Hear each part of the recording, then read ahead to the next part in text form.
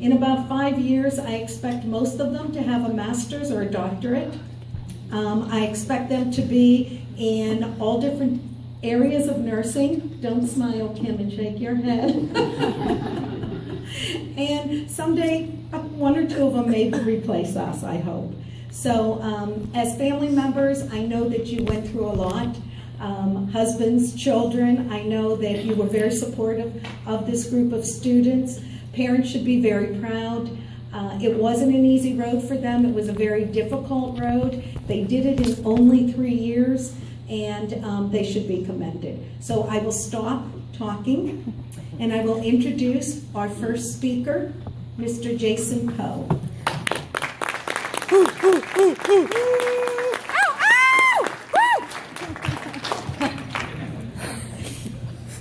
He's gonna kill us.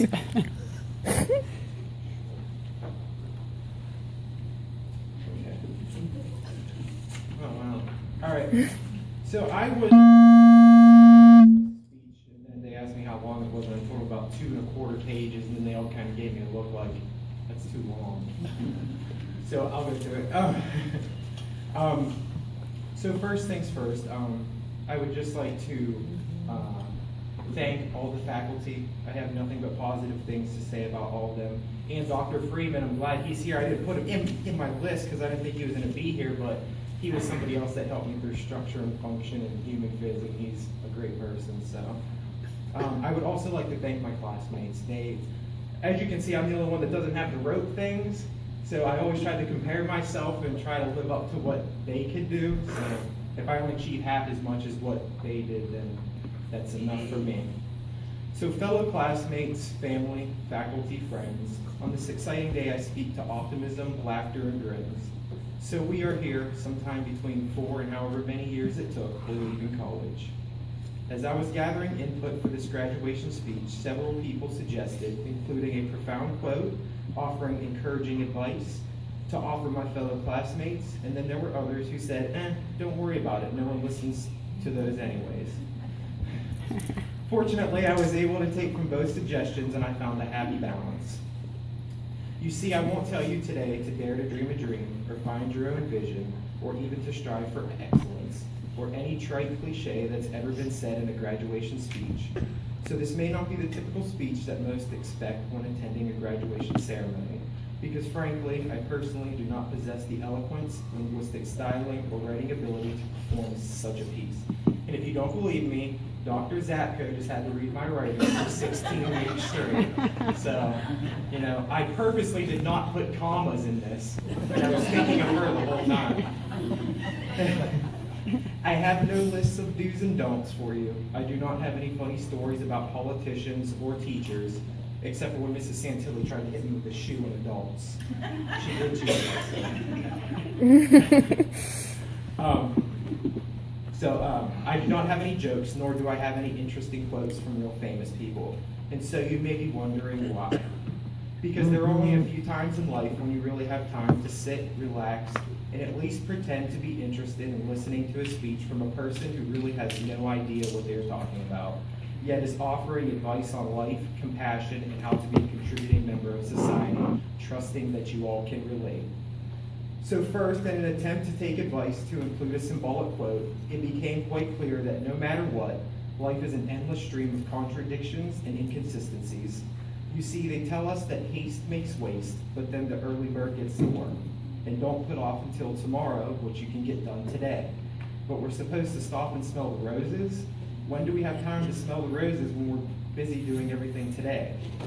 And how do you shoot for the moon when you're being told to wish upon a star? I mean, come on. Any magazine you open has got how to trim your tummy in 10 days, and on the next page, the ultimate brownie recipe ever. With all these inconsistencies, you can see why it is so difficult to articulate something that would stand the test of time and have its place amongst the greatest graduation speeches. Now, since I got that off my back, I will take a serious attempt at a speech. As most people who know me, they will tell you I talk too much. I probably don't take life as seriously as I should. And to top it off, I have terrible timing with jokes. And I think Mrs. Coach can confirm that fentanyl and Trendelenburg is the cure-all for everything. I regress though, and back to my speech. Where to from here? The answer to that question is as varied as the students who make up this year's graduating class.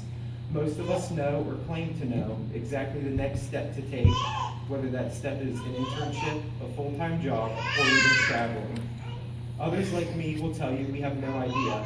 The big thing about college is learning about yourself, and many of us will leave our majors with some vague idea of the job we'd like to get or pursue, but nothing more. Whatever we decide, most of us will agree that Kent State was a perfect place to foster our minds and bodies in this critical learning phase of our lives.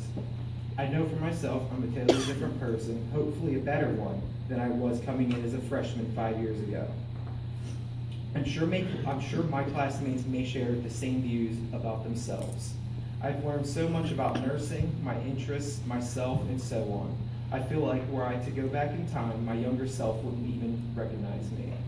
The biggest thing I learned, and again, I'm probably speaking for a lot of us here, is that we have to find a balance between work, school or otherwise, and fun. All work and no play makes Jack a dull boy. It's not just a quote from a movie, it's the truth. A well-rounded person is someone who knows a little bit about every topic his or her friends discuss.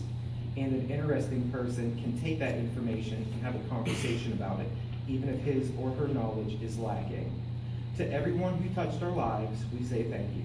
To parents who stood by us no matter what, to teachers who instilled in us passion for making a difference, to help others, to give up our lives to learn how to save another.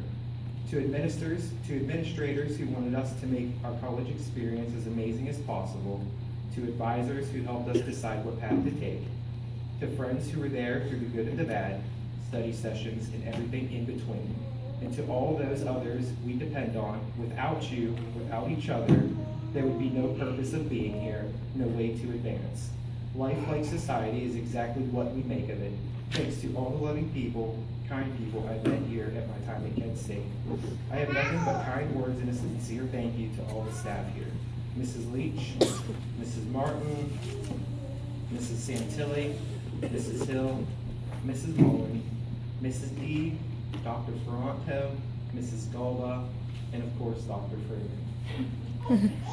And lastly, this is my personal thanks, though she could not be here today. If it were not for her, I would not be standing before you today. I simply could not find the words or a way to express how much this fine lady helped me and how much she taught me. Not only about nursing, but about life and how people deserve and should be treated no matter what their situation. The only thing I can say is Mrs. Cheryl Brady, thank you so much. Oh.